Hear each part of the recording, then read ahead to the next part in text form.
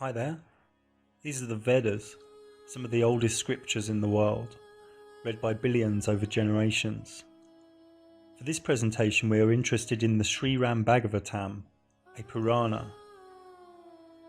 The Sriram Bhagavatam is the very essence of all the Vedanta literature. It is said that one who has enjoyed the nectar of its rasa never has any desire for anything else. The book centers around the love and times of Krishna,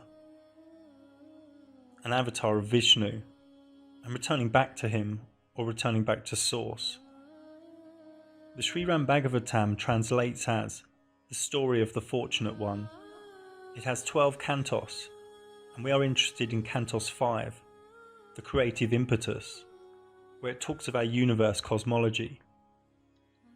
All Puranas are authored by Veda Vyasa, who is revered for authoring the Mahabharata as well.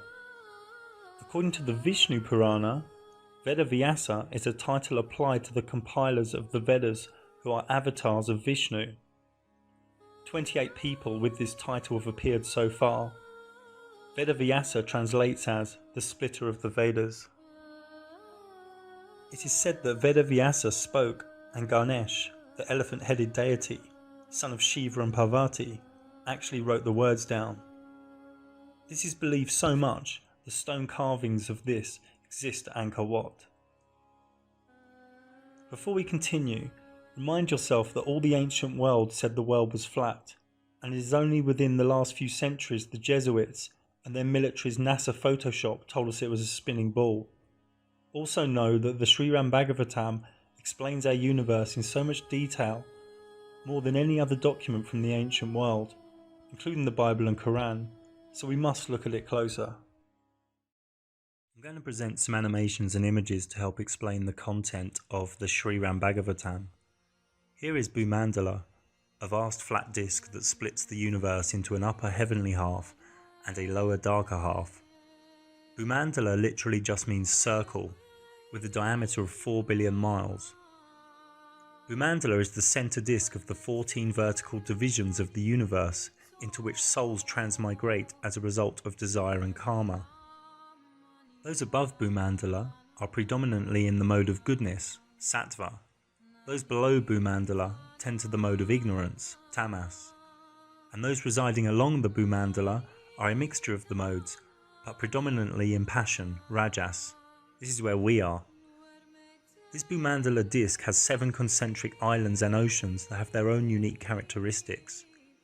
Jambudvipa is the central island, continent, landmass of Bhumandala. In other words, it is the very centre of the universe. The ocean that surrounds Jambudvipa is made of salty water, and the last outer concentric ocean is made of water as sweet as Amrit, the celestial drink. The earth we live on is a part of this central place known as Jambudvipa. Mount Meru is in the centre of Jambudvipa, so theoretically, if we go far north over the Arctic, we will come to Meru.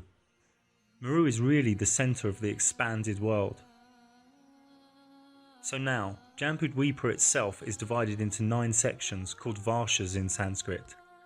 The earth we know and live on is a part of the Bharata Varsha, which is made up of 9 land areas or realities, of which we, our earth, is just one.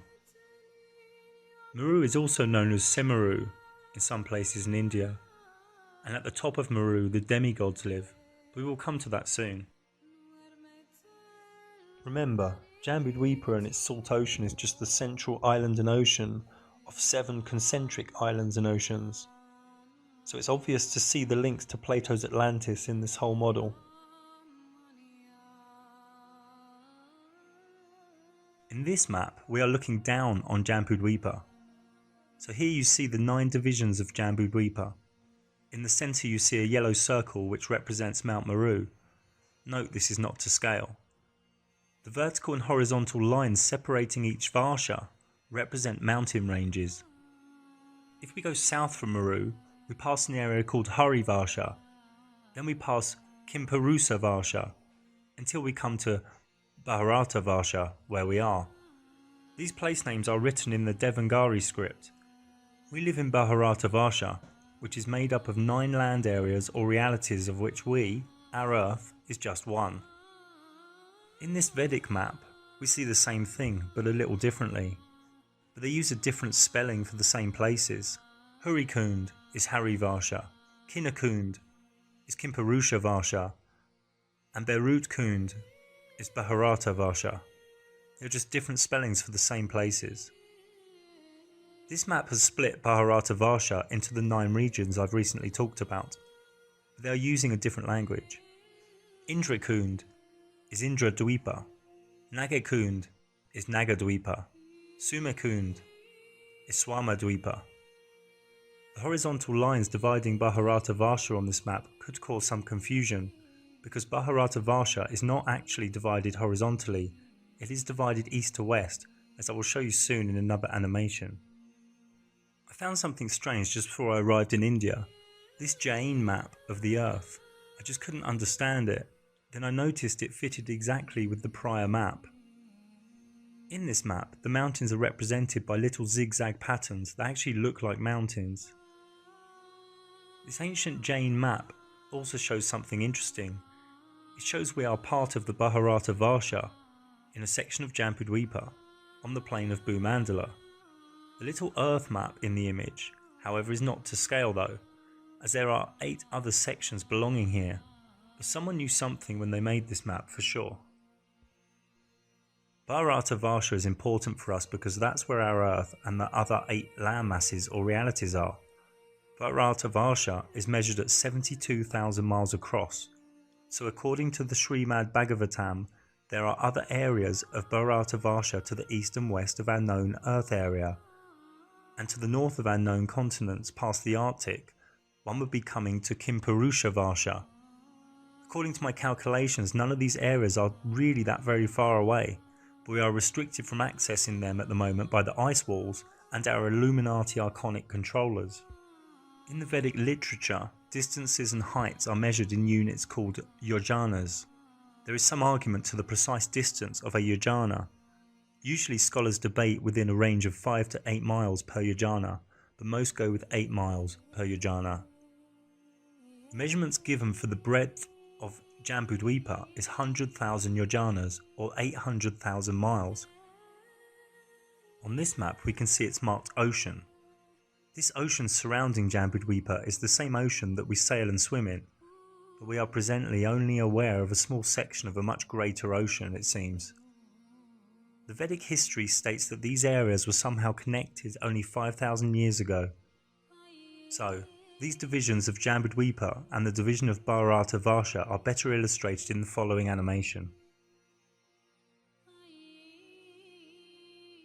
So here we can see many islands or realities within Jambudvipa. Think of Bharata Varsha as being these 9 islands or land masses lying east and west of each other at the southern point of Jambudvipa, and we are one of them. It is said that Bharata Varsha is the best of the Varshas, because although the other Varshas to the east, north and west of Meru have far greater extent of worldly pleasures to indulge in, one cannot attain liberation there. Endeavours for liberation and God realization are only possible here in the 9 Bharata Varsha islands, land masses or realities. These mountain ranges near Mount Meru are said to be 80,000 miles high. Mount Meru is an inverted cone and the demigods live on top.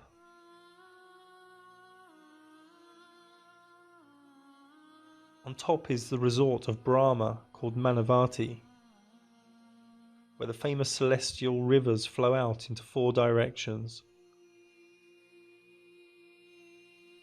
Surrounding Manavati in the 8 directions are the resort cities of the chief demigods. One of these cities is Amaravati, resort of Indra, king of heaven, where he hangs out in majestic opulence with musicians, dancers and reciters. I think he may have a little bit of Shiva's charis there, as it looks a bit like a Dionysus style party, but I'm only speculating. Some say that the whole of Bharata Varsha is our Earth, as we can see in this diagram. and that today's India is located in the exact middle of Bharatavarsha. I don't agree with this, as I don't see the Sri Ram Bhagavatam agreeing with this, but it's worth knowing that this thought exists out there. Now for some Vedic mythology regarding the cosmology from the Sri Ram Bhagavatam. From Vishnu's navel came a lotus from which Brahma was born. Initially the universe was pitch black, and Brahma engaged in meditation. Then he was empowered to create the universe. One may take a leap of faith to believe this, but certainly no more than believing in the NASA or Big Bang nonsense.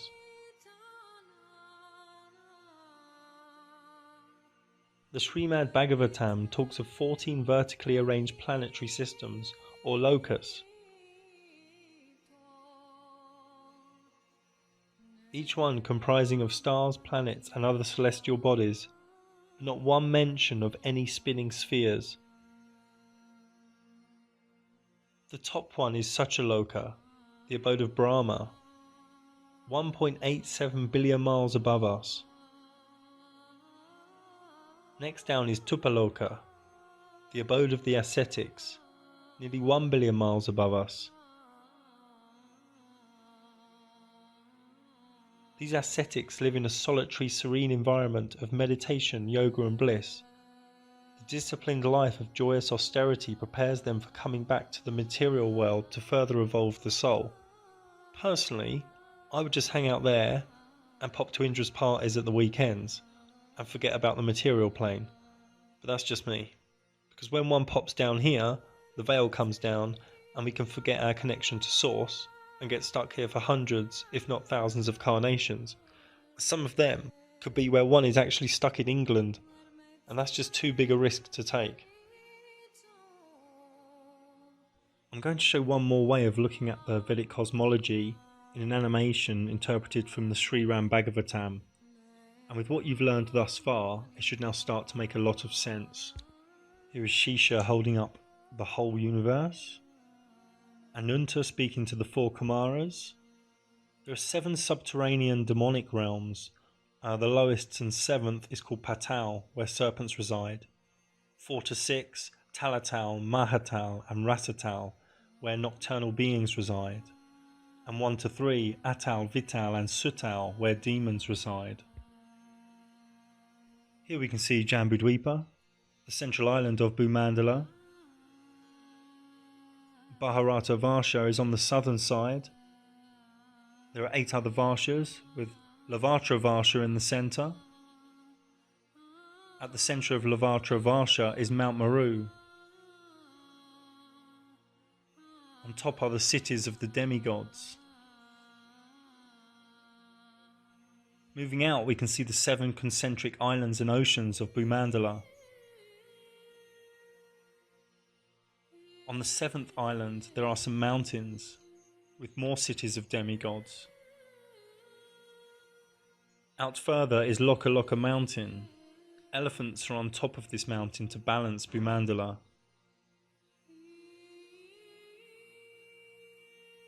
Here we see the moving luminaries.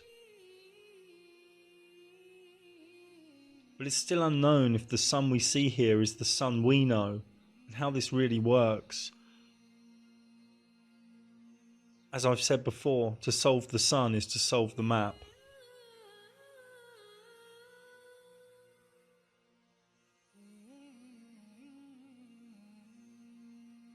Above the luminaries we know are more luminary systems.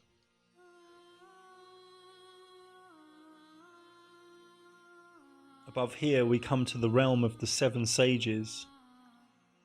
Then Dhruvaloka, which some say is the pole star. Here on an ocean of milk we find Vishnu, residing on an Undershesh.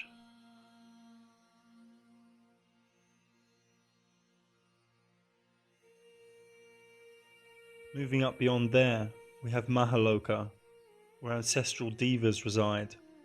Then Jahaloka, Tapaloka and Satyaloka. Here is Brahma in Satyaloka, and a form of Vishnu again. Above here are the 7 coverings of the universe, the 4 elements, etc. Then we have Shiva, where he resides eternally. Full power.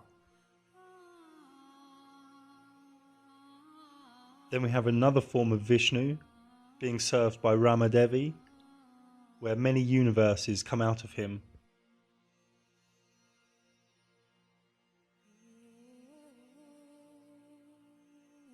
Then we come to the Vaikuntha realm, with 24 luminaries.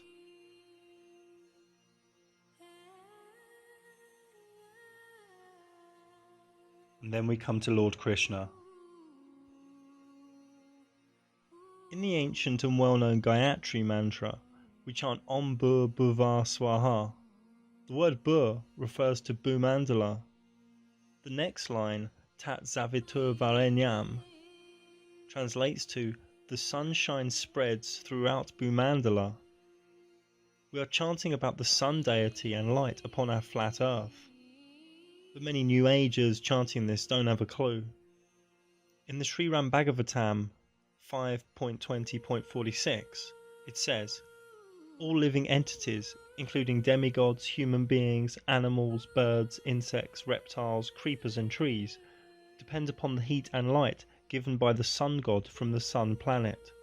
Furthermore, it is because of the sun's presence that all living entities can see, and therefore he is called Drigisvara, the personality of Godhead presiding over sight. Here is an image of the central Varsha on Jambudvipa, Ilavtra Varsha, with Meru in the middle. This interpretation shows gardens and lakes, mountains. Maybe just this central Varsha is the Atlantis Plato spoke of.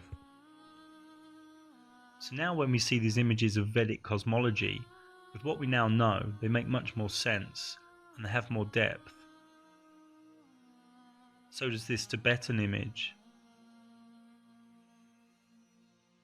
and these Buddhist images.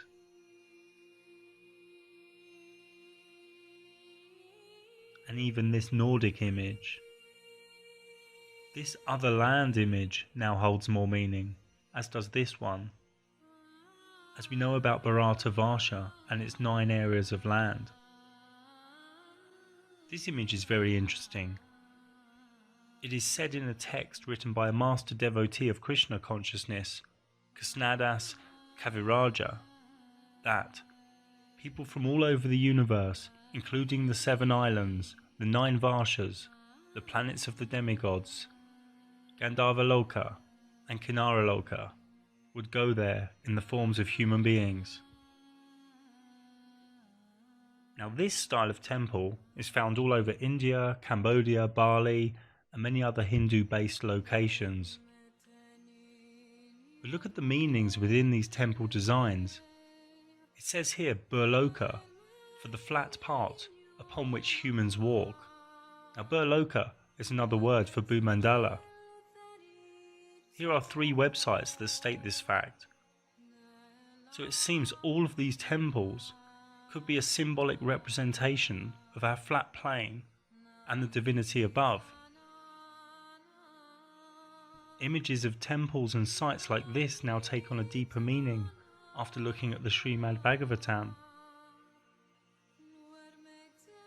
Here is an ancient artwork from a myth regarding an avatar of Vishnu, Lord Vahara. From the Sri-Ram Bhagavatam, Vishnu, O Lord, as the peaks of great mountains become beautiful when decorated with clouds, your transcendental body has become beautiful because of your lifting the earth on the edge of your tusks. This explanation is also confirmed by Sadaputta Dasa in his book Vedic Cosmology and Astronomy. I quote, in the pastime of Lord Vahara's lifting the earth from the ocean, the earth is frequently depicted by artists as a familiar globe. However, the Sanskrit verses of the Srimad Bhagavatam describing this pastime do not use any words denoting a sphere when referring to the earth, and the Vishnu Purana indicates that Lord Varaha lifted Bhumandala as a whole. The relevant passage states that after lifting the earth from the waters, Lord Vihara divided it into 7 great continents as it was before, thus indicating that the earth that was lifted included the 7 dweepas of Bhumandala. From meditating in a 600-year-old Vishnu temple in Udaipur on this matter, daily before sunrise, I feel this myth is to do with Bhumandala falling to demons and divinity coming down and raising it up in frequency, in vibration, so the demons could not frequent this reality anymore. It's probably about time Vishnu came back and did this again, one would have thought. It couldn't have been in a worse state of demonic rule than what is going on now. But maybe Vishnu is just busy in another one of his zillion universes he deals with. We shall wait patiently. There are many myths about the whole universe riding on the back of a tortoise called Kurma, another avatar of Vishnu, where he swims under the 7 demonic worlds which are under the flat disk of Bhumandala, in the ocean that fills the bottom half of the universe. It is said Kurma's sleepy breathing causes the tides. I like this quote from Goswami Prabhupada.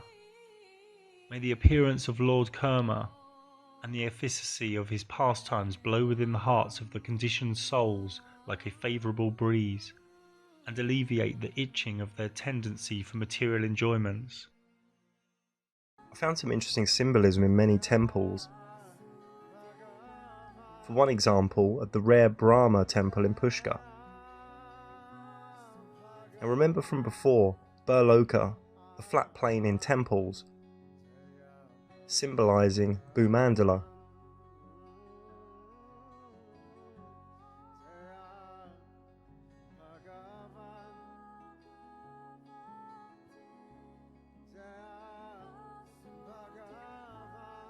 We can see the elephants supporting and balancing the flat plane humans walk upon in the temple, just like in the Vedic Cosmology.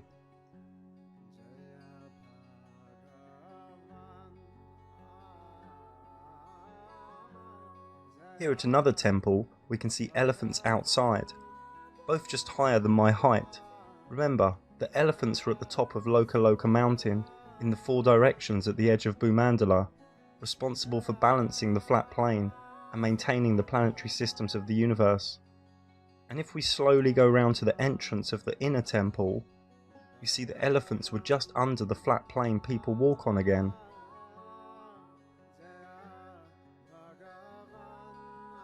It seems these elephants are hiding Vedic flat earth symbolism in these temples, in plain sight.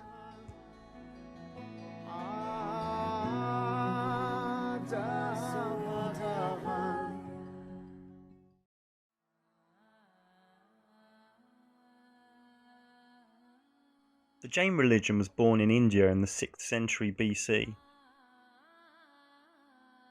It shares many similarities with Hinduism and Buddhism because it also came from the Vedas.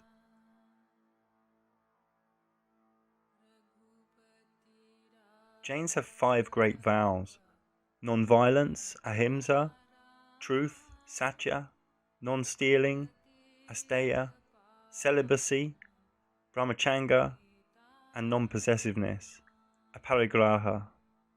It is a very monastic and ascetic religion.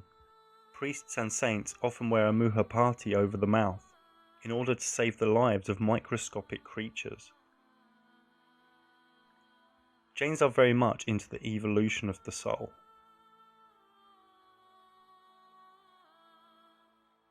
Their cosmology has humans living in the middle on a flat plane, and higher beings above and hellish beings below, in what is mainly 3 areas, just like what we saw in the introduction from the Sriram Bhagavatam. Here we can see more detail. The top area, Urdhva Loka, the realms of the gods or heavens. The middle section where we are is Madhya Loka, the realm of the humans, animals and plants. And below us is Adholoka, the realms of the hellish beings or the infernal regions. A soul can move up and down and around this universe, a bit like a snakes and ladders board. This is some old Jain art showing this. Here are more representations of Jain cosmology. Here we see the same but as a divine man. You see the map in the middle plane, Madhyaloka, is depicted within the belly. In Jambudvipa there are 7 zones, Bharat Kshetra, which we know as Bharata Varsha. They also have Mahavida Kshetra, Airavat Kshetra, Ramyag, Haryanvat Kshetra, Hemava Kshetra, and Hari Kshetra. 3 of these zones, Bharat Kshetra, where we are, Mahavida Kshetra, and Airavat Kshetra, are also known as Karma Bhumi because practice of austerities and liberation is possible, and the Tirthankaras preach the Jain doctrine. The other 4 zones, Ramyag, Haryanvat Kshetra, Hemava Kshetra, and Hari Kshetra, are known as Akarma Bhumi or Bog Bhumi, as humans live in sinless life of pleasure and no religion or liberation is possible. Tirthankara in Jainism is an omniscient teacher who preaches the Dharma. According to Jain texts, in each half of the cosmic time cycle, exactly 24 Tirthankaras grace this part of the universe. The first Tirthankara was Rishabhanatha, who is credited for formulating and organizing humans to live in a society harmoniously. The inner knowledge of a Tirthankara is believed to be perfect and identical in every respect, and their teachings do not contradict one another. Their grace is said to be available to all living beings, regardless of religious orientation. They are said to be golden, red, white, black, and also blue, but most are golden. Hindus and Jains agree that after the name of Rishabdev's eldest son Bharat, this country we live in is known as Bharata Varsha, or in Jain terms, Bharat Kshetra. From the Sriram Bhagavatam, Cantos 11, Chapter 2, it states, Sri Abhadeva is accepted as an expansion of the Supreme Lord Vasudeva, a popular name of Krishna. He incarnated in this world to propagate religious principles that lead living entities to ultimate liberation. He had 100 sons, all perfect in Vedic knowledge. The eldest son was Bharata, and he was completely devoted to Lord Narayana, or Vishnu. The Mahabharata was about the descendants of Bharata. The word Tirthankara signifies the founder of a tirtha, which means a fordable passage across a sea.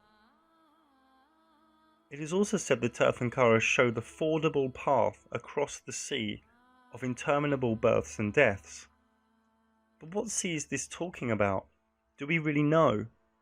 Are Tirthankaras teachers that came from other Varshas, from other Vipas? Did these golden realized beings just pop up from some dusty village in India somewhere?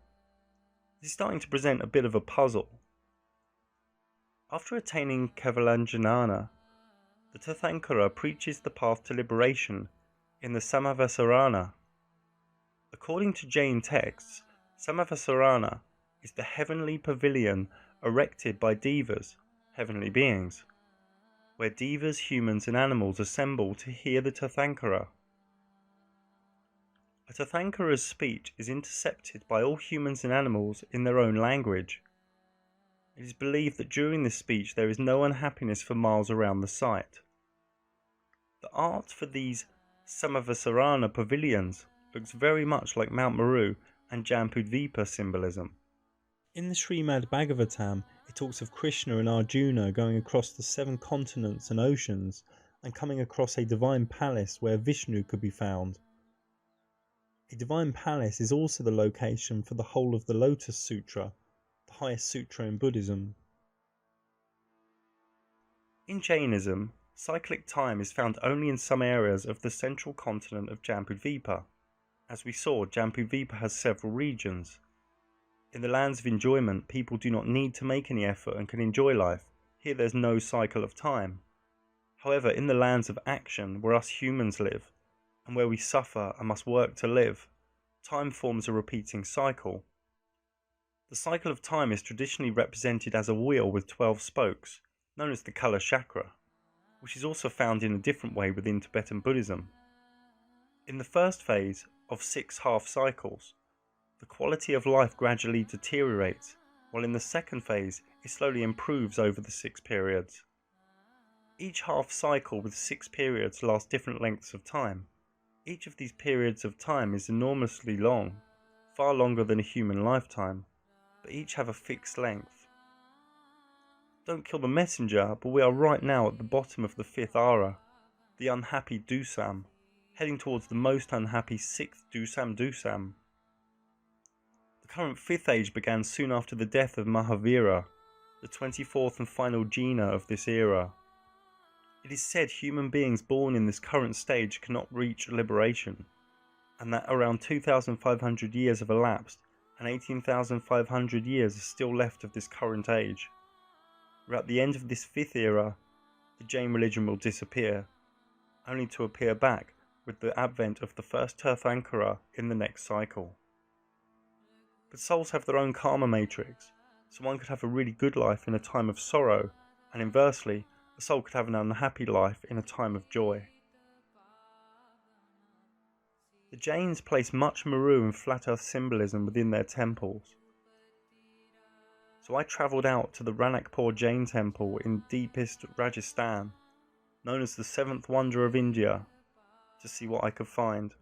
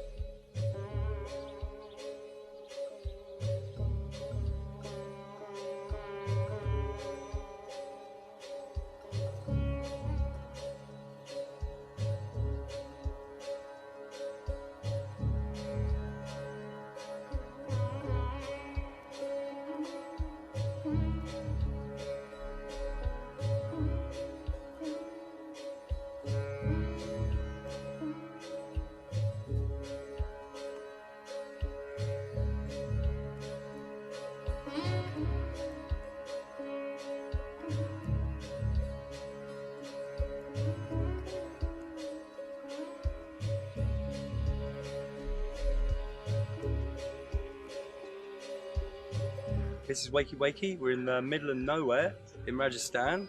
Behind me is the Ranakpur temple, one of the 7 wonders of India, they call it.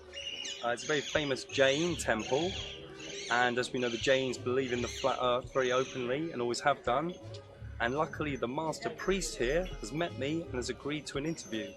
So let's go inside.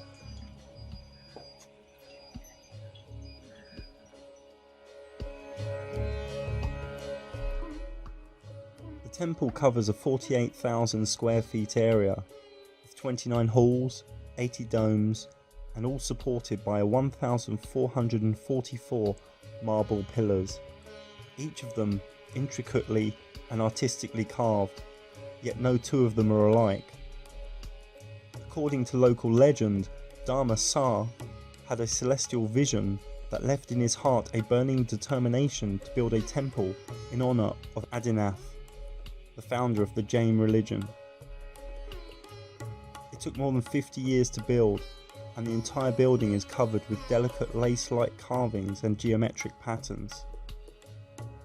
In spite of the complexity, the vast expanse, the loftiness of the temple, the architecture is completely balanced by using accurate symmetry. The artist's sculptures, which lie scattered like precious jewels, the myriad ornate toranas, or festoons, with minute and delicate carvings, the innumerable elegant and lofty pillars, and a large number of shikaras, which make a unique pattern on the face of the sky. All these works of spiritual art, as one approaches them, becomes alive, and makes the beholder oblivious of all else but a feeling of ecstasy, as if touched by the sublimity of divine bliss. Yet people in modern day call the builders of this temple ancient fools, and that their theories and philosophy were archaic nonsense. My name is Sandeep Sharma, and I'm the high priest of the temple, look after from 18th generation since 1496, beginning with the royal family. father to son, father to son. Right now I'm 18th generations of the head priest of the temple. Yeah, okay. Bharat Kshetra, Bharat Kshetra. This is Bharat Kshetra. Bharat, he is the son of Adina, Yep.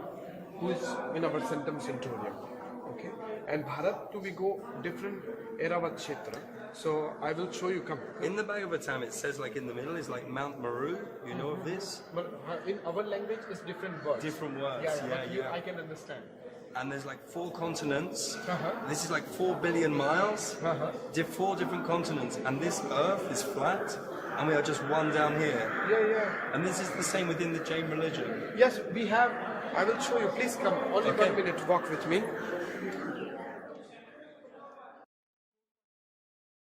The first continent have all deities. Okay, the first part they decide with the east, and the east part they decide with the knowledge. Okay. The west part they decide with the desire. Okay. The north part they decide with the health and wealth. Yeah. And the south Where part. we are, this is us, isn't it? The Exactly. south? And the south part they decide for protection from Supreme. Okay. So this is the fourth part. Yeah. Okay. But in this they connect with attachments life. But other 4 continent.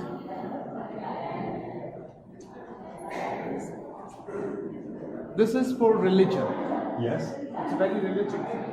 This is special attachment for the 4 different sections. And this is for the moksha. Okay. It means if you renounce all attachment of worldly life. Yeah, all the perils of the flesh. Exactly. This is the part of this. Okay. But if you want to do something with attachments life. You have to be here. Yeah. So this is the 2 real means of Nandeshwar and Java. In some of the Hindu philosophy, they say a soul can reincarnate in any of these places. Does Jainism say the same thing? Yes, exactly. Jainism believe in the reincarnation. Yeah. Exactly. And you can go to a different part of this universe. Exactly. Ayodhya, Adinath. Yeah. He is our first prophet of Jain. He was born in Ayodhya family. He belonged to same family of Raja Ramchandra. He was deity. He was born in royal family. He was the ruler of Ayodhya. He had 102 children. One is the Bharat. And before the name of the Kshetra, Arya. Yeah. But you know, after Adinath, we call Bharat Kshetra. Kshetra means place and Bharat is the name of his son. These are different words than in Vedic, in Hindu, which is like Vashas, I think. Yes, exactly. So only the words are different. Yeah. But of course, The meaning's the meanings same. are very same. Why do you think that Hinduism's sort of forgotten these roots from the Vedas and they've gone towards what I think are military organizations that lie, like NASA and the American government and the Western science funding, which are ruled by corporations? Why do you think Hinduism's fallen away from its tradition, but Jainism has still stayed true to the Vedas? Because Jain believe in the real life, actually. Jainism strictly believe in non-violent life. Okay, people in the new generations, the many people, they study in university, they study in somewhere, so of course they forget some roots. But the most of people, and still people who live in the countryside where I live, Believe the world's flat.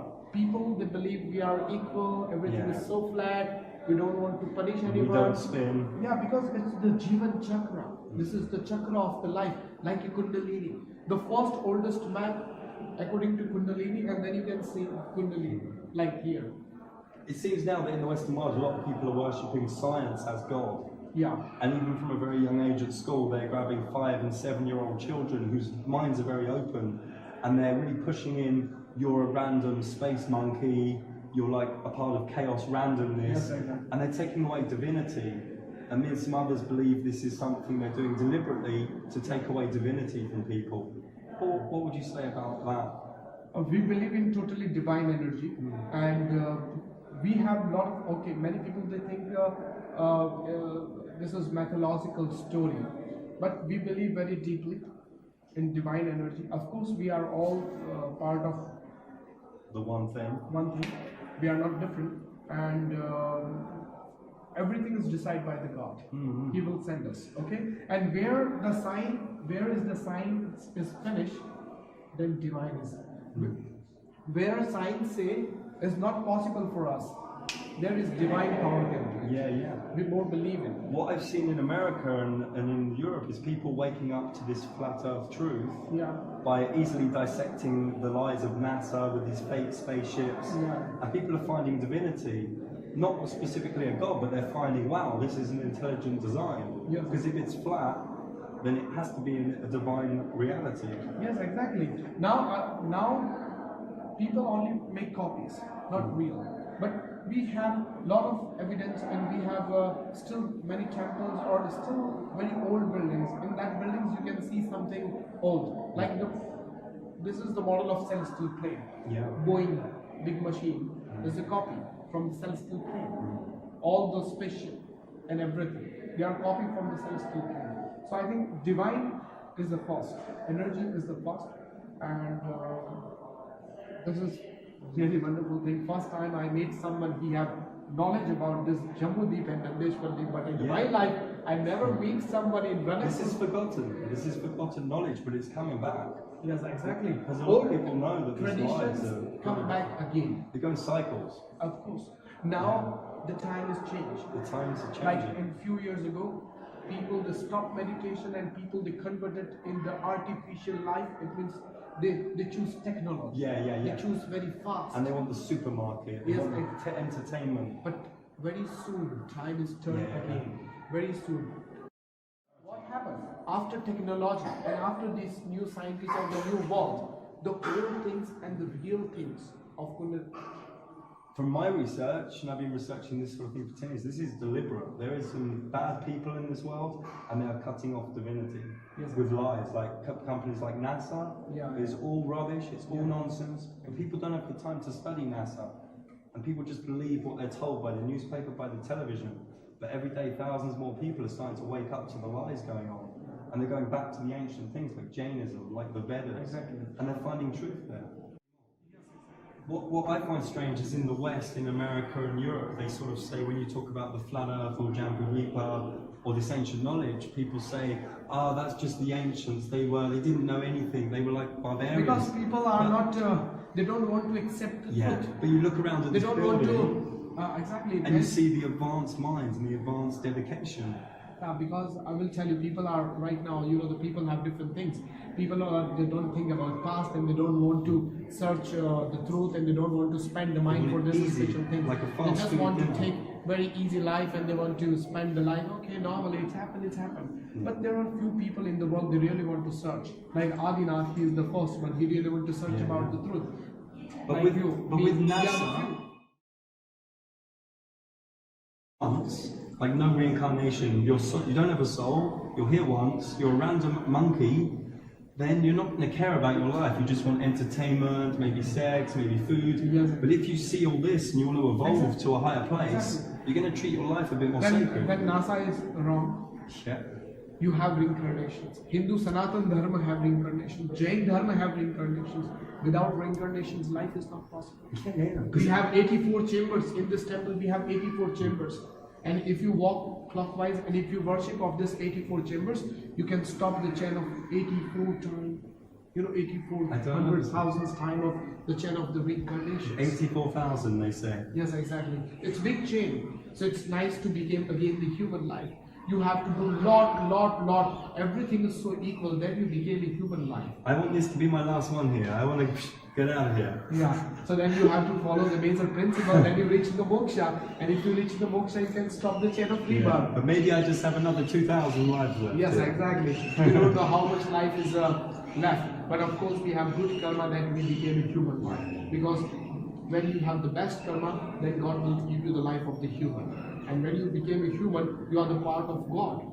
And you can change your karma. This is the only place to really change it. This is the place to change your karma. If you do wonderful karma, then you can work again in human life. But if you do something very bad, then you reach the hell. Below this. Exactly. Yeah. No chance to see again the Nandeshwara Deep and Jammu Deep. And you can stay in the hell worlds for thousands of lives, I think. Exactly. Then you have to. Then he will decide when you have something again, the one point of spark. Yeah. And then they will give you a chance. So better to do the good karma. But this is really the place, and from here you can see the temple. It's looked like a big celestial plane from the outside. like the shape of the temple, two big wings and the shape of the temple. So this is, it's like big celestial plane. So it's a wonderful plane and everything. I want people to know, and some may not be happy with it, but it's the truth. The Vedic theology and theosophy is the parent of Hinduism, then Jainism, and then Buddhism. Avalokiteshvara is a Sanskrit word. Avalokita means viewed or observed, and Shvara is an ancient Vedic concept meaning Lord or Master, Soul or Brahma. So the whole word means the Lord who looks in every direction. What's happening in the West is many people are erasing divinity, erasing spirit, because they believe science is God. So children in schools in England, America and Europe... No, that's wrong. This is wrong. They're This pushing... is wrong. This I believe. This is, for me, why they are doing the ball. This is what I'm saying. To believe science is like God. This is wrong. Yeah, this yeah. Is wrong. This of course is wrong. Of course, you and I could talk about... Science. Yeah. Many, some people think science is almost another kind of faith or religion. That is wrong. Yeah. That is wrong. This is But what what I'm saying is, from whatever field it is coming, whatever Yeah. source of knowledge, Sure. we need to see whether this is right or wrong through one's own judgment and experiment. And discernment. Yeah. What I've been looking at is the Vedic document, the Srimad Bhagavatam, a Purana. This has a big explanation of flat earth, and in Jainism. And what I found in Buddhist theory is these images. Why would all these people around the world all say the same thing? That it's flat. So with these Buddhist images, why do they all show 4 continents around Mount Meru? I believe it's possible there is other land, and that higher evolved souls are living on other land, and lower de-evolved souls are on other land.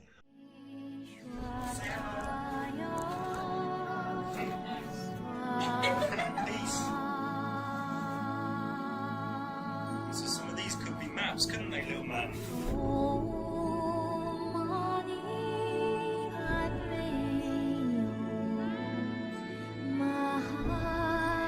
This one I think is a map of the chakra.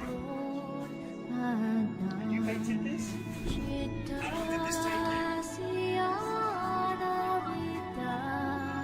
A month. And you painted this one down here? Wow. How long did this take? Yeah. So, this could be a map. A young Tibetan lad who walked over the Himalayas to escape Chinese genocide said I should go to Metsi Khan, as there is a master of Tibetan cosmology there. Metsi Khan is a Tibetan medicine and astrology institute and college, because Tibetan medicine works closely with astrology and herbs, unlike Western medicine. I spoke to the head of the astrology department and we arranged an interview where I could film. Now again, when I arrived for the appointment, I was told no filming was allowed. Again, I started to secret squirrel record the audio on my phone, because people have a right to know what is going on with these ancient wisdoms, ancient scriptures and ancient myths. Island, sea, island, sea. Island, sea, and mountain. Island, Yes, sea, yeah, mountain. mountain. Island, sea, and mountain. And the seventh one. Seven island. Where these 12 islands. The southern part of the island is planet Earth, or this kind of, at that time. Yeah, there's like 4 continents. Four In many of the continents. maps, 12. yes. It becomes 4, 8, 12, 16. Yes. So here, And we're in the south one. Earth is in the south. no, it's like 12. 3, 3, 3, 3. Yes, yeah. 3, 3, 3, 12. So in the south one we have this. Yes. But That's what it says doesn't where mean we that are. doesn't mean it's like whole Earth. Maybe at that time it talks about the Shambhala. There's around 6 places, 7 or 6 places. Tibet, Nepal, India, it talks about that. Some texts say these are different continents of our Earth, and some say one of these is our Earth. There's some debate going on. So that's why I'm saying at that time. This is very close to the Vedic. Very, Now, very close. if the Tibetans these Tibetan masters and lamas were meditating and then they were enlightened and they could see it was a ball and they could see these planets that NASA say they can see. Surely these lamas meditating would say this is all rubbish. But no lama has ever said that. And this is what I'm saying. Dalai Lama said. Dalai Lama said it was rubbish. It's kind of the concept of this Mount Meru is rubbish. That's what he Dalai said. Lama said. I find it's quite strange that there are a bunch of people in the West who make YouTube videos and they sit in their bedrooms who hold on to this wisdom or this mythology or philosophy more closely than the Dalai Lama now. Now, another thing is, as I said before, when Dalai Lama said that, now we have to remember what is Buddhism. What is the reason of Buddhism? What is the main goal of Buddhism? Get rid of suffering. Get rid of suffering, nothing else. So, But with the current mainstream model, this is creating unhappiness. what Because happens? people are paying tax, $8 billion a year, and they're seeing fake images for their $8 billion tax. What images? From NASA. There are a lot of fake images. I could spend hours showing you many fake images. So therefore, what the Buddha is teaching, main teaching, as I said before, Is don't be attached to the don't tax. be attached. But if people are working, I understand, don't be attached. But if people are working many hours in a factory and they have to by law pay tax, 20, 30%, 40%, and this tax is going towards lies and deception, it's hard not to be attached because these people have children. Another thing is, These people have children that they You have your can spend point. money on. you have your point, but this point, the thing, the kind of perception you have, kind of like these kind of these are lies or that's separate. Buddha taught this or not? I said taught, but he was the first one who taught this or not? I said may not be because we have found so many texts, so many pictures of Jabdeva before Buddha. Now the thing is whether Buddha actually believe in this text or not, this picture or not. And this is I hard doubt. to know. I doubt. But I you doubt. don't know. I doubt. But you don't know. I don't know because I don't know, and I also doubt because why I am saying this because of two reasons. One is that Buddha's main intention was to teach the inner one, which is the bodily energy. These things. He said maybe that's because of that Buddha might have used. Second reason I'm saying this because his Holiness Dalai Lama also nowadays he says this the Jambudeva concept. He said it's rubbish. Looks like rubbish. This is what he said. Not what I'm saying. And he is supposed to be the highest Lama. But I think you and I both know there are some other lamas up in caves No, and no, places no, who no. can see more. I mean, Because Dalai Lama's in the physical world a lot. He's in cars, he's in but he hotels. still says, this is important because of certain reasons. Because of internal esoteric reasons. Esoteric teachings, and then also we make offerings to the lamas. We visualize the Mount Meru, and then we offer everything to the lama, so that the lessons will be more effective. So these are the So he's saying it's a meditative mandala and nothing more. nothing. But Yeah, sure. surely with this model, some great enlightened beings from Jainism, the Vedic traditions, and Tibetan Buddhism, surely in the last 3,000 years, 2,000, 6,000 years, depending on what stream, some enlightened being or realized being would have said, this is all rubbish. And no one's ever done that until the Dalai Lama. Another thing is, in Abhidharma, it says like water is flat. Abhidharma is in 7th century Buddhist teachings, the text, Abhidharma text. Abhidharma text, you see, a lot of in text mostly about reasoning about things like It's a very rational text. very, very rational text, mostly, but in the case of this universe of the it says it's a flat. And then mostly in Gala Chakra, it never talks about the flat. In the Gala Chakra text, you see, mostly it never talks about flat, it talks about the round. Dalai Lama says, although Abhidharma, I get a lot of information, very rational, very, very nice. But when it comes to world, universe, it makes me shy. Abhidharma. Because it talks about the world is flat. Yes. That makes me, shame. It puts me shame. There are some cases like you. that side to this side. Yes. There may be another people, so many people who are going from this side to that side also. But I'm pretty sure there are more people going this side. No, But we, no. yeah. The reason is that very many Tibetans, these lamas, these monks, they are very much brought up into this kind of tourism, this kind of stories. Sure. But now they're going to other They're going the other side. They believe that Western science and Western NASA, these people are people of good integrity. No. They don't see whether they don't see the person. They see the works. They see the books and the Not books. They see the work. They are rational. They see the rational. The ball Earth model works in a book and on paper. It doesn't work in the real world. That's a real world. They say, I feel like this, the round things works. Sure, I completely know you do. People in the East who've lived in these poor villages, they live very basic life, they get these televisions and they very easily believe what they see. We know. On that landmass, on the center, with the 16,000 yojana, on the base 16,000 yojana comes up the mandala, the Maldiv, which has like around 200,000 yojana in land. Yeah, it's very high. With five layers. On the top of 3 layers, we have this 33 godly spirit, which is supposed to be, God. Within God, there are so many, Different deities. different layers, and different kind of, universe. Different vibration. Different their own universe.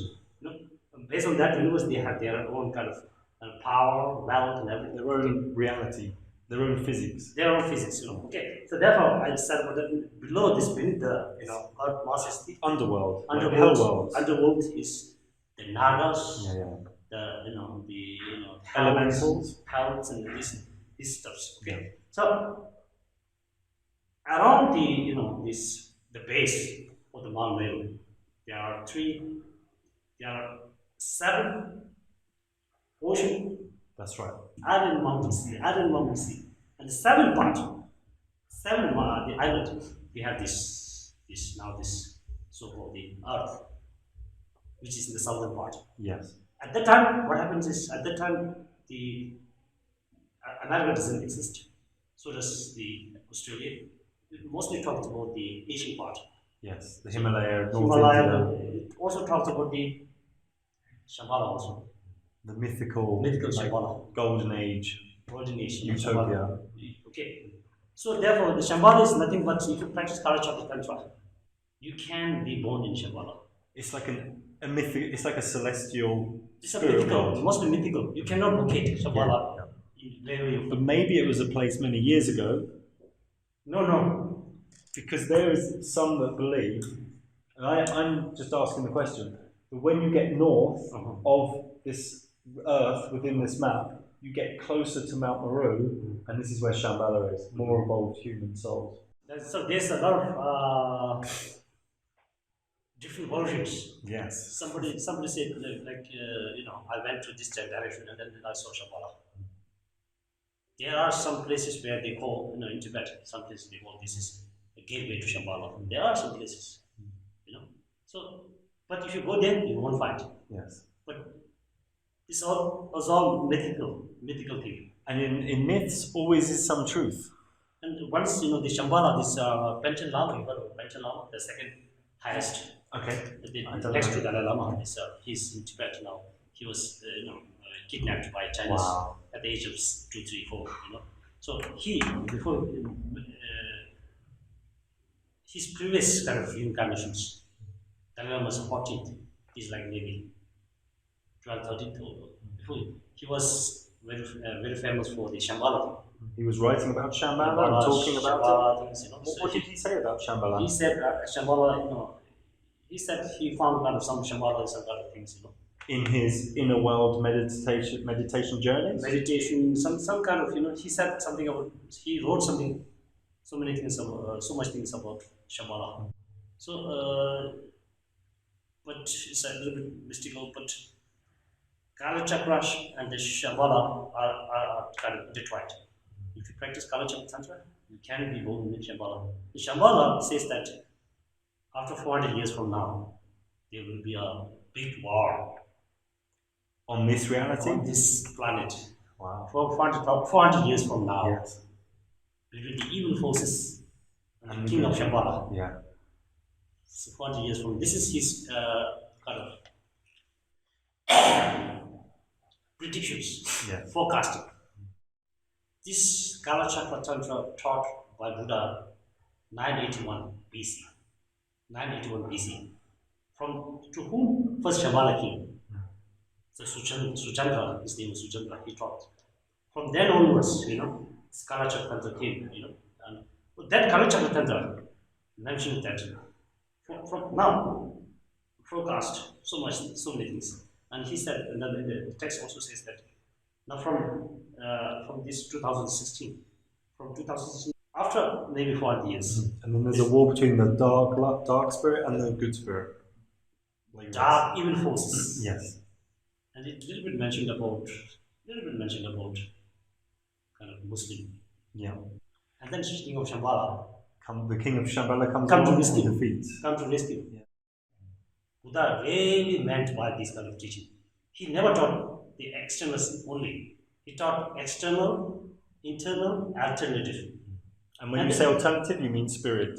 Alternative means Celestial. meditation, Okay, yeah. enlightenment, Higher worlds. higher world, It's enlightenment, like outer world, inner world, higher world. higher world. We could say. it So like therefore, now he said, as above, so is inside. that. So As outside, so is inside. So he had to, make comparison or make correlations so that people know inside better. But what's happening in the West? This is a very good point I'd like to speak on, because in the West, people think, okay, the outside, I'm a random planet, and I'm just floating through space like billions of other planets, billions of other galaxies. This sort of chaos and insignificance goes inside. So therefore, But this model creates more beauty inside. So therefore, since his main objective, goal is to liberate people, give some happiness to people, he might have used the other way, the external to prove point in the inner things. But this would have been lying, wouldn't it? Lying means how say he had lied. For example, like if I want to teach something, and if you use something, You can use a metaphor. some kind of examples. Yeah. How can you say I'm lying? But Buddha didn't My say. point is this. My Buddha point is didn't this. say this is an example. He said these men. He was like, this is the cosmology. He said about that, but is there any text which he says this is like exactly? Dalai Lama is also saying that this It's just a meditation mandala. meditational thing, maybe, or maybe and then he said this mandala, this kind of little stuff, is making me shy. In the Buddhist concept, Buddha is supposed to be, all-knowing. Yes. Yeah, he knows everything. That's what we believe. Mm. And but the culture, the Jambudeva map was already taught before Buddha. It was taught before Buddha. And who knows that person is an all-knowing person or enlightened one? Who knows? It May not be enlightened. Who knows? If you look at the Sri Rambhagavatam, this is where I can pick up Jambudvipa and Mount Meru. These are written by rishis. They say carnations of Vishnu, avatars of Vishnu. Another thing is, there's a very, very important thing is what you know is that people say like rishis. Rishis they claim that they are something Enlightened. enlightened. They Or can see. people like Hitler also maybe at one time he says maybe he's something He was interested in Tibetan magic. Yeah, he was interested in especially the swastika. Yes. Swastika. He reversed it. He was but it's a Healing symbol, really. healing symbol kind of. Yeah. So what I'm trying to say is now the structure. There's another story of Hitler where he was interested in Tibetan scripture, and then he got very interested in Antarctica.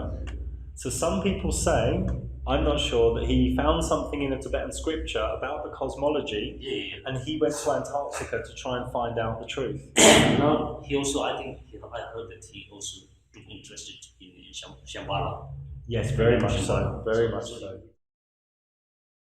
I painted on the Everyone sees something different, yes, but there are objective truths. Like if there's no curvature, if people are doing measurements over 100 kilometers and there's not 1 centimeter of curvature, no one can. Different people can't see that differently because it's measurable. And as far as this length. Do you see what I mean? Because we can all see things differently, but some things, like, we can all agree that this book has words in it. We may interpret the words differently, but we can all see that this is a book here with pages and words. So I've had a lot of people say to me, "Oh, this flat earth, ball earth," it depends how people see things. But there are objective truths. Like, no one has ever been to space and seen, you've never been to space and seen the earth, and I've never been to space and seen the earth. So we're relying on images from a military organization. Military and stuff like that, but we can know a little bit here and there, because, like, through these kind of, images, satellites, we can watch television. I don't believe satellites exist. I believe, 100% believe. If you go to Google Images and type in satellites from space, So you're just if going to there's see no satellite, cartoons. if there's not a satellite, Yes. how can I, locate my location? Sure. GPS is a military system and it uses triangulation. So you'll be here, and it will bounce off the 3 nearest masts. And these masts that echo time back will give you your location. So every skyscraper, the big buildings in Dubai and New York and all around the world, these all have masts on the roof. So it's highly possible that these skyscrapers were built the thing is, for masts. a lot of governments, like Indian governments and so many countries, I'm aware of this. launching satellites. I have seen this kind of You satellite haven't launching. seen the satellite go into space. Going to space, they go like this, kind of. And then we also see, and then during night time, At night time, these things we see, your eye and my eye is not good enough to see something the size of a car 300 miles away. What is this? What is These are that high object? altitude drones. What's that object? These are high Which altitude. goes round. Did you see at night the white light moving? Yeah. This is a high altitude craft. So now we are all assuming, all are assumptions. Not everything. Assumptions. Not everything is an assumption. Assumptions. Now, what I am saying, assumptions means you have few people, you have some people talking, some people have some description, others have another descriptions. But you That's can how use assumptions. rationale. You can say if there's no curvature in 100 kilometers, and you can prove this, this is a problem. This so-called this Jambudeva, so-called this is just a part of the Kala Chakra Tantra. Yeah. You have to remember, if you want to study all this, study about the Jambudeva and these things, first, very important is to learn Kala Chakra Tantra.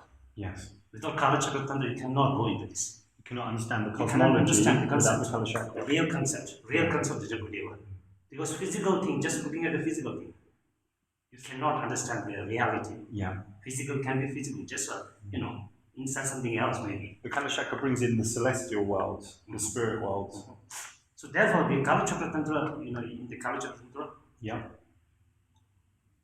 we say that it's taught by Buddha himself. Because in Buddhist teachings, all the teachings are either Tantra or Sutra, Yeah. concluded into two, Yeah. either Tantra or Sutra. So the Sutra, mostly taught by Buddha himself, Yeah, sure. with his original Talking. body. With his original body, Buddha taught. Talking with people around him. Talking people around, and with his original body. But in Tantra, Buddha never taught Tantra in his original body. It's from the spirit world. Not just spiritual, he just taught the Tantra by manifesting Yeah. some deity, Yeah. not in an original form, but manifesting as a deity. And the knowledge is within the deity. Deity is a deity, Buddha himself is a deity. Sure. But all the Tantric teachings, if you try to find the Tantric teachings, who taught the Tantric teachings, you'll find that Buddha taught. Actually, Buddha taught, but not in the real physical, Buddha's physical. Within deity archetypes. Within that deity, he took a manifestation of deity and then he taught. Kala Chakra Tantra, he taught in Kala Chakra deity. You haven't seen the color chakra deity? I know the images of the colour Image of chakra, color chakra deity. So, which look like a map to me. They look like a map it's a of map, maybe map. Jambudvipa and Mount Meru in the middle. Yeah, the color chakra deity is many arms Yeah. with two, the Vishwamata. So the color chakra father and mother is, like conjoined. So it symbolizes the wisdom and the knowledge, Yeah. wisdom and the skill. So this is so therefore in Kala Chakra Tantra there's three chapters: external, internal, and alternative. Yeah. So therefore, as this Greek system and ancient systems, ancient Greek philosophy, and in Indian philosophy, we say that just as above, so is below. Yeah, sure. In Hermetic as well. Kabbalah, they say this. Yeah. So therefore, everything is correlated. That's Sure. why Kala Chakra Tantra, it has three chapters: external, internal, and the alternative. So another one clear thing about Kala Chakra Tantra doesn't talk about the world is flat. And you believe it talks about the world being a ball? I don't think it does have any clear statement anywhere. Yes, but Kala Chakra normally talks about, it neither talks about a flight also. It mostly talks about, if you look at Kala Chakra text, it seems like it's like a ball. But with the colour chakra maps and the sand, the ritual with the sand? Yeah. This looks like this is one dimensional, two dimensional, three dimensional. If you look at the Kala Chakra Tantra's mandala, it's like, if you see the kind of, the planets, this also is looks like three-dimensional. flat. It looks like flat, and it looks like possibly a representation of Mount Meru. Yeah. But another thing is, as far as the structure is concerned, as I said before, it's like a round. Now in the ancient system, this is called the measurement. They don't have kilometers. They have in the Vedas, yoginis or something. Yojana. Yojana, that's it. Yojana, and they say 8 miles for one yojana, but there are many arguments about the. So that's another the structure. As far as structure is concerned, the universe at that time, supposed to be the universe. Is the diameter is like 100,000 yojanas. Some texts now say 4 billion miles. Not for our Earth, not for this reality, but the whole Bhumandala. A Jambudvipa is in the middle. There's no term called billion at that time. What term they used? How much yojana? I can't remember off the top of my head. But in this our text, it says like 400,000. 400,000 yojana. Which is very small actually. Yeah. Diameter of this universe is a 400,000 yojana. Many scholars, especially Vedic, are saying there are 8 miles to each yojana, which is like 10-13 kilometers for one yojana. Yeah. Some says like 4 or 5 miles. Which makes it very big. 8-9 miles. Different. Which makes it very big. Very big, but not like as compared to 1 light year. It's very small. I have a problem with the concept of light years. This is another conversation. For example, the sun ray. Yes. Sun ray. It takes like. They say 8 minutes. Not 8 minutes, maybe 2, few seconds to reach here. I think mainstream science says 8 minutes. I could be wrong. I don't think so. It's like. But I believe that the sun is a lot closer and a lot smaller than mainstream science. So for many reasons that I believe have been proved. That they say the sun is Who proved that? a lot of flat Earth researchers, which sounds crazy. Outside eclipse happens, which means Earth, Moon, and Sun in straight line. Inside, the energies, Moon energy and Sun energy, are aligned. in a unit form, which means Uma energy. So in the past, what happens is many practitioners, they deliberately create eclipse. This is all actually found in the Vedas. Like in shamanic terms. Yeah, They with their mind. 300 years ago in Tibet also, there are many instances, there are many cases where the lamas deliberately created eclipse. To match the macrocosm with the microcosm. Yeah. So deliberately created eclipse. How they created that? By doing it internally. Using internal power. This by this sunlight energy, moonlight energy, wind energy, they just conjoin it And then because of that power, they could able to make this kind of eclipse. And that is also found in the Mahabharata, maybe. Yeah. Mahabharata. Yeah, I where know this Krishna one. Yeah. created this kind of eclipse. Assumptions. Everything assumptions. I think like this. I think that way. I think that some people may think this way.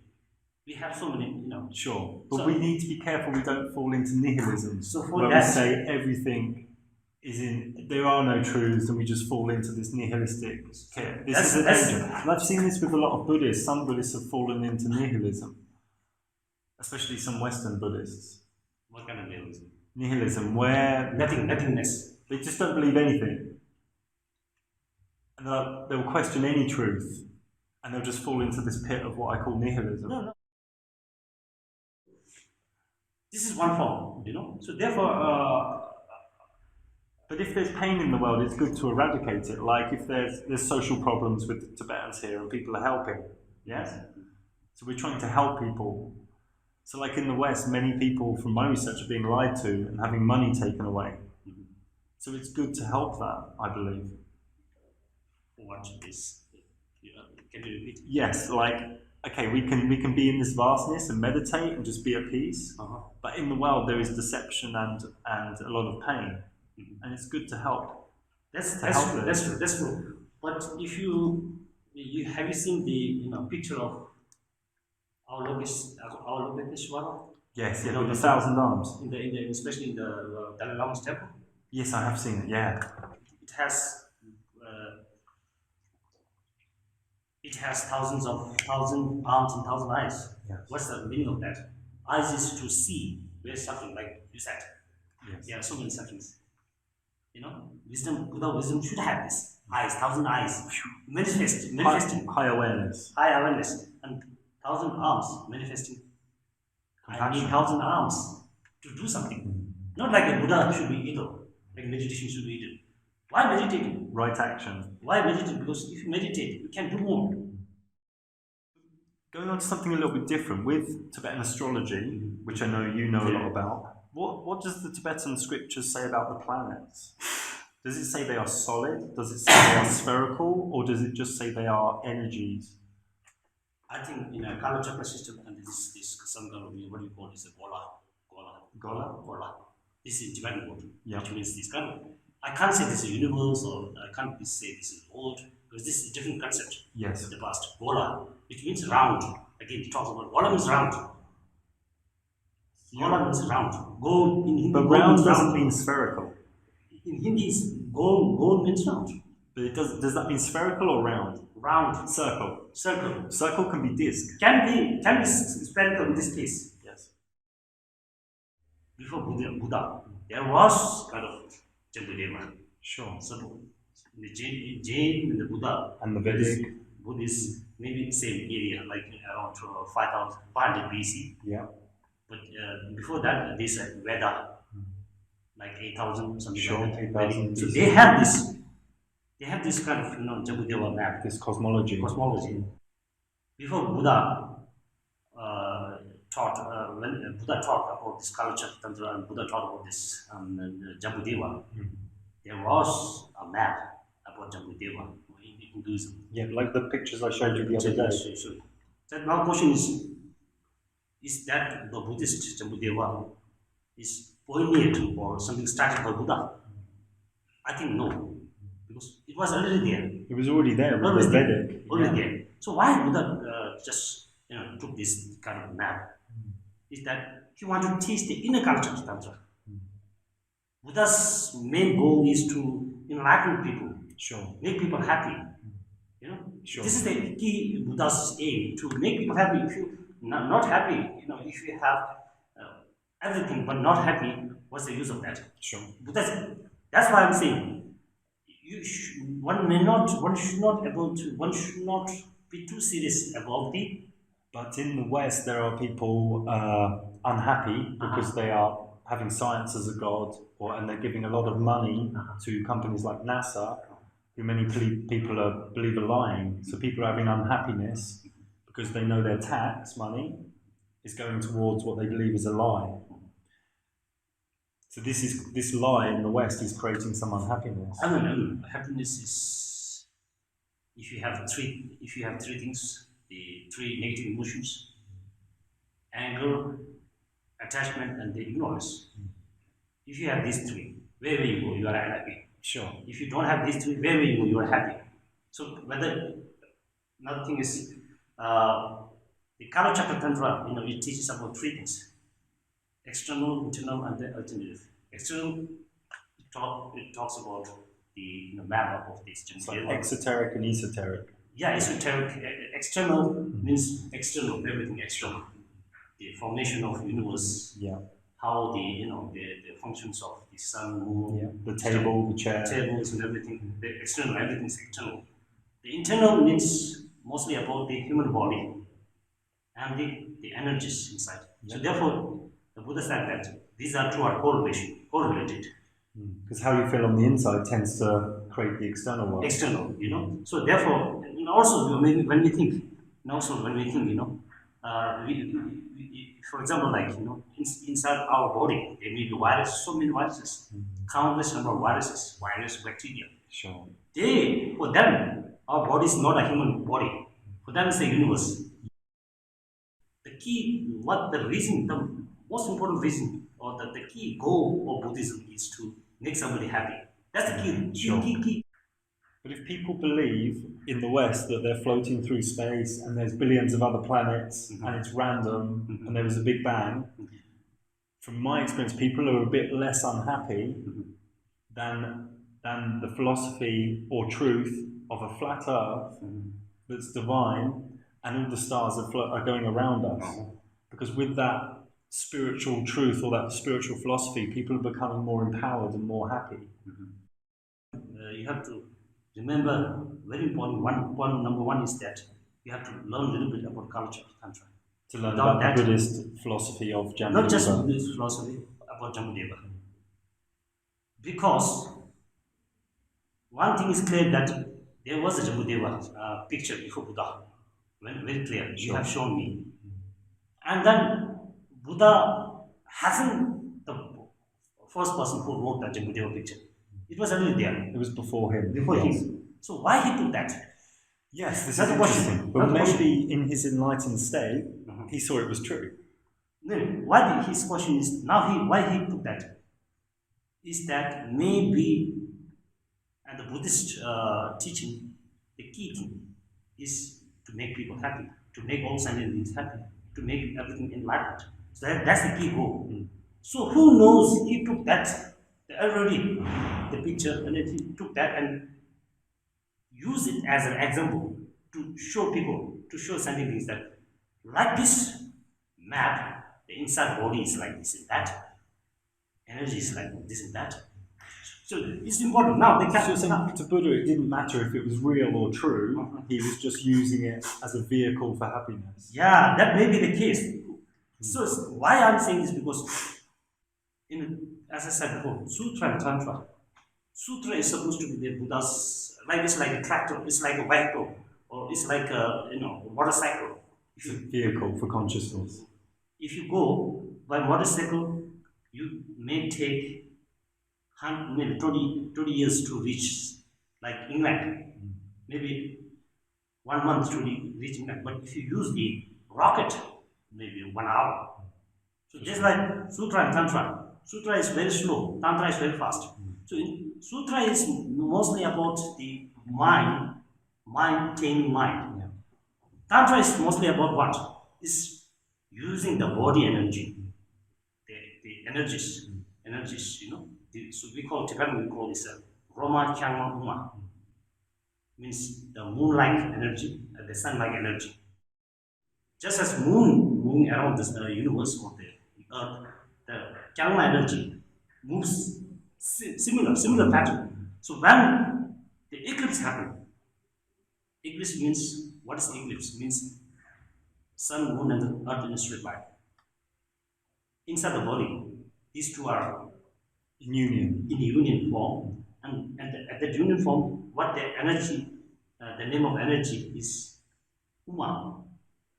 When these two energy in a uniform, this energy is called Uma energy. It's like the male and the female is in the middle, in the unit form. And that is the thing what we need. for Latin To go up. Yes. to go up. This is the same in Kabbalistic tradition. You merge the male and the female, the moon and the sun, and then you can go up. So that's a tantra. So therefore, there are many practitioners nowadays, few practitioners who know by just being aware of their wind energy. They know where's the moon and where's the sun. Sure. And then when they feel like these two are energy coming together, and they know this is eclipse. So that's The Dalai Lama said that Mount Meru was all a myth, didn't he? he said that. He said that. But he said it's very important to learn it because of certain reasons. This is why I mentioned To do with the Tantra of Kala Chakra. tantric culture, and then also when we offer to in tantra, what is very important is to have the teacher-student relationship. Sure. Because in tantra is very mystic, very mystical. In the sutra you have this kind of rules and regulations, everything. We meditate on the text and we get some Text, morals and feelings. It's something like that. Tantra is tantra. It's very mystical. Sure. Once you have this teacher-student relationship, very strong.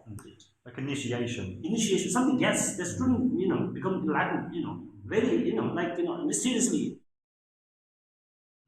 So this goes back to what you're saying. Maybe the Jambu Dwipa and Mount Meru, you're saying the Buddha maybe used these maps That's to what I'm help people. That's what I'm saying. And you're saying that Buddha possibly didn't think they were true.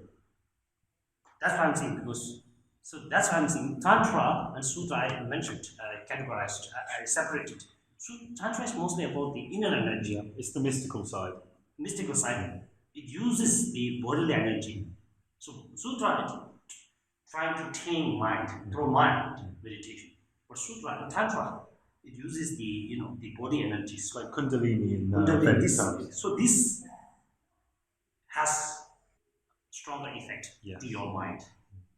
It is like a rocket. Yeah, it's like a rocket ship. It's like a rocket. So therefore, I think Buddha, in order to prove a point, in order to teach the inner thing, he might have used the external one, which is already there. But you don't know. You're saying might. You're not sure. I'm not sure, because what I'm saying is Dalai Lama said once, he said, this Kala Chakra Tantra doesn't make sense. Kala Chakra Tantra makes sense, but the Jambudeva, The cosmology doesn't make sense. cosmology, in this world, he said, this doesn't make any sense.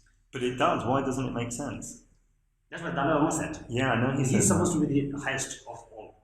Yes. What I'm trying to say is, but he also says that it is useful.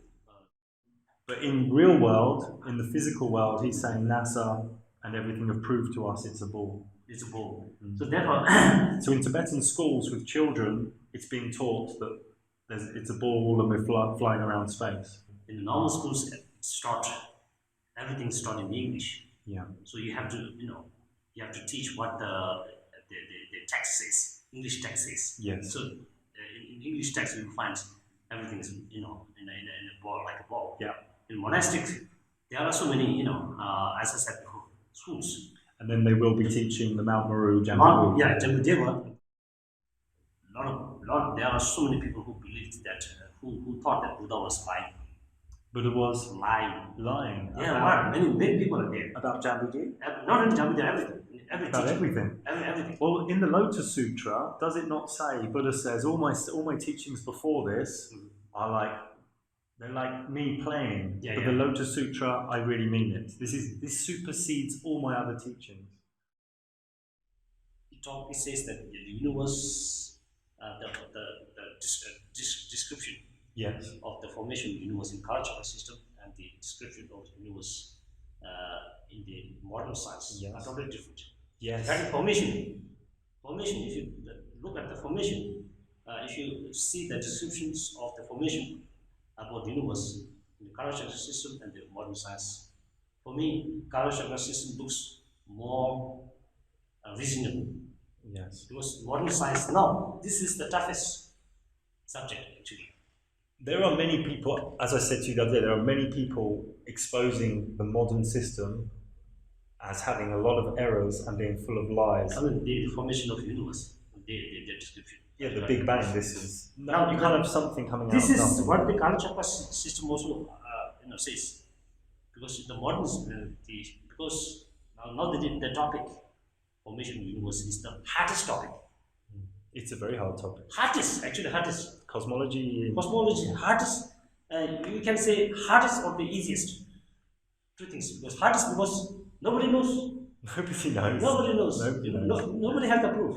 And the easiest because again nobody knows. You can say whatever you like. You can say whatever you like because nobody knows. Nobody knows. But we can, with rationale No, and the mind, no, the rational thing. prove some things wrong. Rational thing is that the Western science said that 13 billion years ago, something gas, some kind of gas. We can't prove this. I mean, no. The thing is, it formed and then it condensed, and then it exploded, Yes. and then it cooled down, and so many things. And everything was spinning Many things in and planets no, formed. in the Kalachakra system, it says that, but now the Western science could not say how this beginning came from. They say that gas came up. How this gas came Yeah, up? they say something came from nothing. Nothing. Which How- doesn't how- make sense. Doesn't make sense. Doesn't make Now, in sense. the Kalachakra system says that it says that there's no beginning, no end.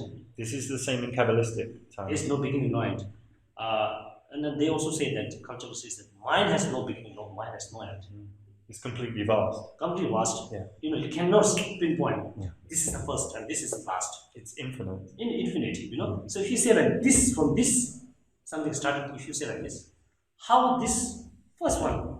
Yes. This is where a lot of mainstream science falls down. Yeah, this is false on, but that's why I'm saying science has its limit, Yes, especially in terms of physical things. for sure. Like with gravity, as you probably know, gravity doesn't exist. It's a mental theory. No one's measured the graviton.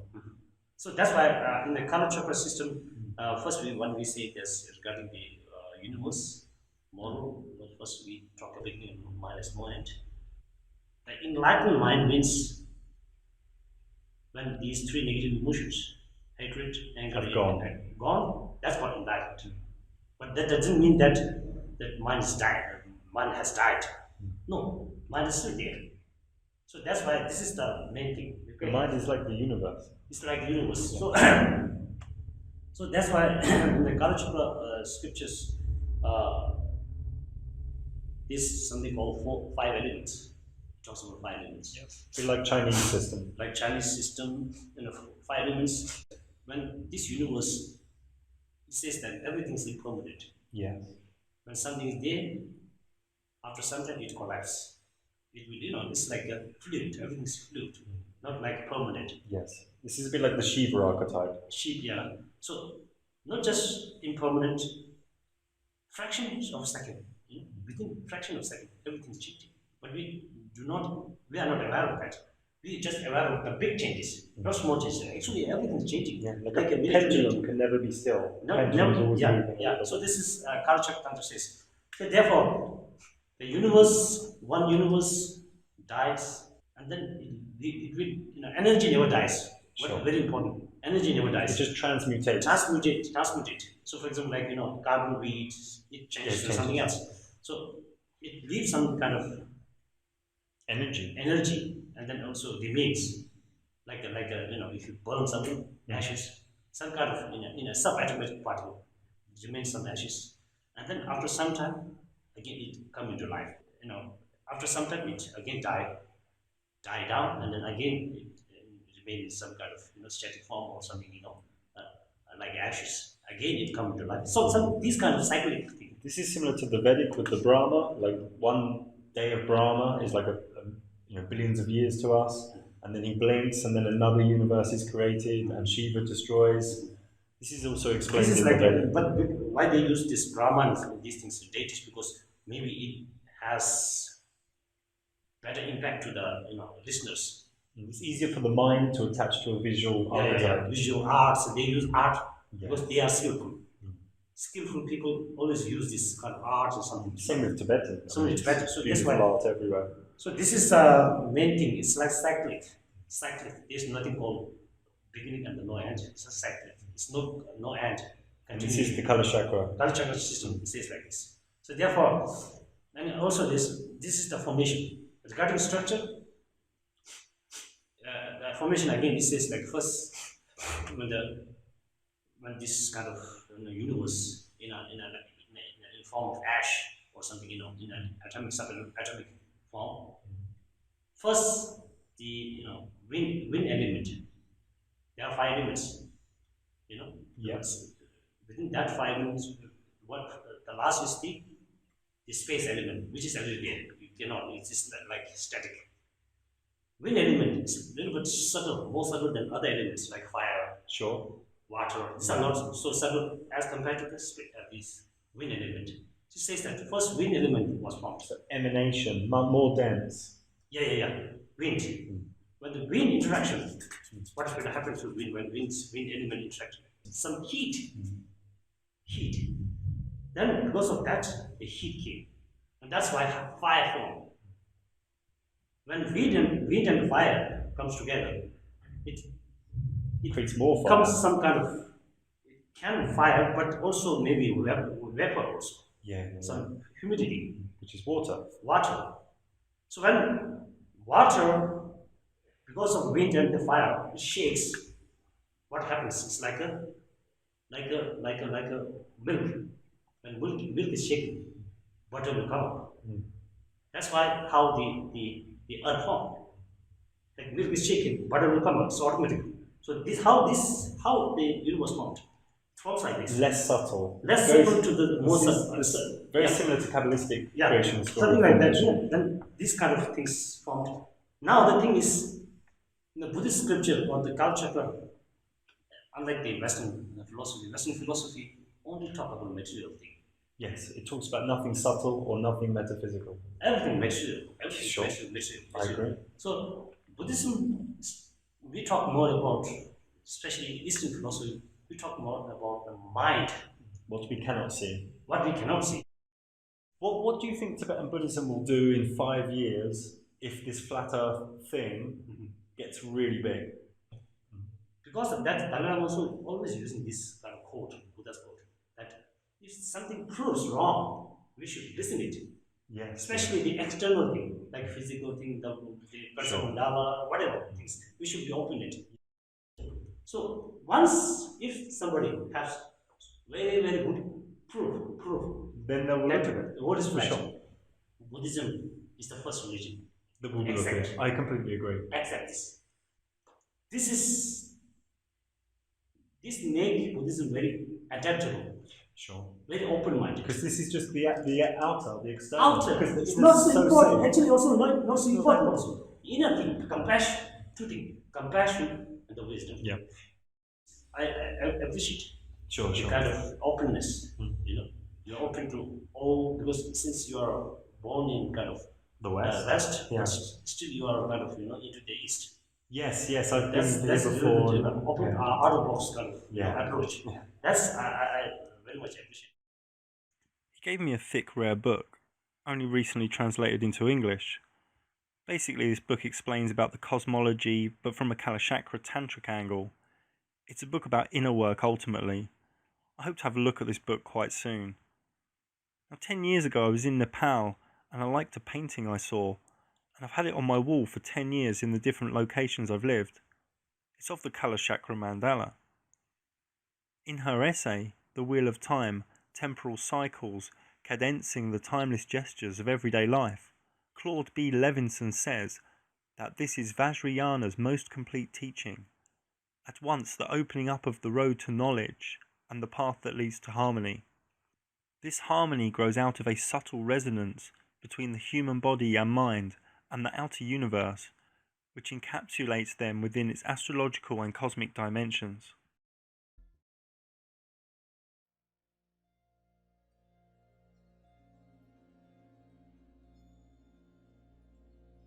So it's for sure the path to ultimate truth requires a complete divorce from every mainstream scientific, historic, archaeologic, geologic, and religious narrative. Do I believe the Vedic texts regarding the other lands, Varshas, and our cosmology with hell worlds below and spirit worlds above? I am 90% on board. I have more respect for the Rishi Masters who could see in the astral over some Freemasonic Illuminati archonic psychopaths. What do you believe? I will leave it up to you. People either throw out the supernatural altogether and become slaves to mundane reason and dogmatic science, or they reject reason altogether and blatantly surrender and abase themselves before the gods. Either way, they are under control. It is like atheists get a warm fuzzy feeling from NASA, and flat earthers get a warm fuzzy feeling from giving the finger to the establishment. But it does seem like a bunch of misfit truthers online are the keepers of wisdom these days. But these misfits, me included, are on the front line. Flat Earth is so rich, as it is a seesaw. One gets double bubble. It brings down the house of cards and presents divinity. No other truth genre can do this. The images you see are of the new Temple of the Vedic being built in northeast India. It will represent Vedic Cosmology. I've phoned these people and emailed them, asking them if they're going to present a flat or spherical Earth, and I've received no reply to my multiple requests. I don't see this temple as random. The Vedic knowledge is going to make a comeback. So maybe all these ancient flood stories are the ice wall melting, allowing movement to come in or out of this Varsha. There are ancient tales all around the world of boats arriving with learned men coming to teach the ways of farming and of harmonic civilization. In mystery schools they teach that Noah was a highly initiated priest who kept sacred knowledge safe and moved it from one place to another. In the Book of Enoch it says that he walked out of here. Elohim took him out of this wicked world due to his state of evolved perfection. If we really let our imaginations run wild, maybe the fall from Eden and the tree was humanity being cast out from land nearer Mount Meru. We were cast out of a higher vibration, a reality with a higher frequency. The Mahabharata and the Srimad Bhagavatam both talk about carnations of God that appear in the different Varshas. In the Srimad Bhagavatam 1089-47, the Lord's chariot passed over the 7 islands of the middle universe, each with its ocean and its 7 principal mountains. Then it crossed the Lokaloka boundary and entered the vast region of total darkness. Here is a quote I like from the 16th century book, the Ain Akbari, commissioned by Akbar the Great, the greatest ruler of the Mughal dynasty in India. It is here, O Brahman, that according to the fruits of people's action, the state of Brahman, of the Lord of the Immortals, of the gods, and likewise the births of deer, beasts, and that of inanimate objects, are attainable. This is the field of karma such as exists nowhere else. O thou wise among Brahmans, it is the heart's desire even of the gods to be deprived of their state as gods to come to earth as men. Man here does that which even the gods and the asuras are not able to do. People here are bound by the chains of karma and are anxious to finish that karma. They do no works moved by the least happiness. This is interesting. In the 90s, a 13-mile crop circle of a Sri Yantra appeared in Oregon. Now some men came forward and said they did it mucking about, but offered no in-progress proof of their creativity. Now, I know how hard these are to draw, and maybe, just maybe, this is intelligence from another area on Bhumandala or from above, giving us a message. For the Sri Yantra looks a bit like a map of our expanded reality. It has strong links to the primordial sound of Om. Let me recite one verse from the Srimad Bhagavatam 5.16.4. The great Sukadeva Goswami said, "My dear king, there is no limit to the expansion of the Supreme Personality of Godhead's material energy. This material world is a transformation of the material qualities, yet no one could possibly explain it perfectly, even in a lifetime as long as that of Brahma. No one in the material world is perfect, and an imperfect person could not describe this material universe accurately, even after continued speculation. It's plain to see that it's hard for us to be objective about the cosmology, because we are inside the paradigm. I don't think the map or maps can be solved with just mind and rationale. All these CGI graphics and machines like astrolabes, They cannot explain the whole material universe as they are all defective. It needs an esoteric angle, an altered state. To finish with, please allow me to recite a small text once spoken by Rumi. There are two kinds of intelligence, one acquired, as a child in school memorizes facts and concepts from books and from what the teacher says, collecting information from the traditional sciences as well as from the new sciences. With such intelligence, you rise in the world. You get ranked ahead or behind others in regard to your competence in retaining information. You stroll with this intelligence in and out of fields of knowledge, getting always more marks on your preserving tablet. There is another kind of tablet, one already completed and preserved inside you, a spring overflowing its springbox, a freshness in the centre of the chest. This other intelligence does not turn yellow or stagnant, it's fluid, and it doesn't move from outside to inside through conduits of plumbing learning. This second knowing is a fountainhead from within you, moving out.